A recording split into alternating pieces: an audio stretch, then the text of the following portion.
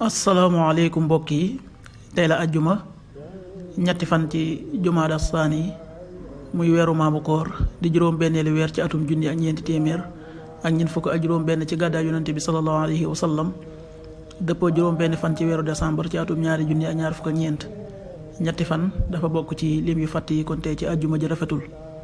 ñaanuk bis bi: yow sama boroom, maa ngi lay ñaan nga musal ma ci sa mbugal bis ba ngay dekkal say jaam.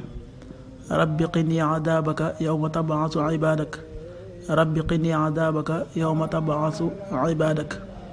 xadiisu bis bi: yonent bi sallallahu alayhi wa sallama nee na kenn ci yéen ak ngëmam du mat lu dul ne dama gën a bëgg ci waajuram ak i doomam ak nit ñépp. xadiis bi Buxaari ak Muslim nettali nañ ko. qaala rasulullahi sallallahu alayhi wa sallam: laa yuminu ahadukum xatta akuna ahaba ilayhi min walidihi wa waladihi wannaasi ajmain. rawaahu Buxaari wa Muslim.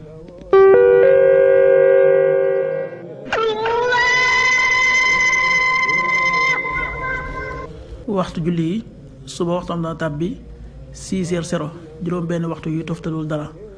tisbaar 13h24 benn waxtu wu tegal ñaar fukki simili ak ñeent. takkusaan 16h24 ñeenti waxtu yu tegal ñaar fukki simili ak ñeent. timis 18h40 juróom benn waxtu yu tegal ñeent fukki simili. gee 19h51 juróom ñaari waxtu yu tegal juróom fukki simili ak benn. loolu mooy waxtu julli ci Touba ak li ko wër. bu fekkee nekkoo Touba soo ko féetee penku ñaar fukk ak juróom ñaari kilomètre ju ne wàññil benn simili. soo ko féetee sowwu ñaar fukk ak juróom ñaari kilomètre ju ne yokkal benn simili. soo ko féetee gànnaar wala Saalum téeméeri kilomètre ju ne yokkal benn simili. jant bi dana fenk 7h15 juróom ñaari waxtu yu tegal fukki simili ak juróom.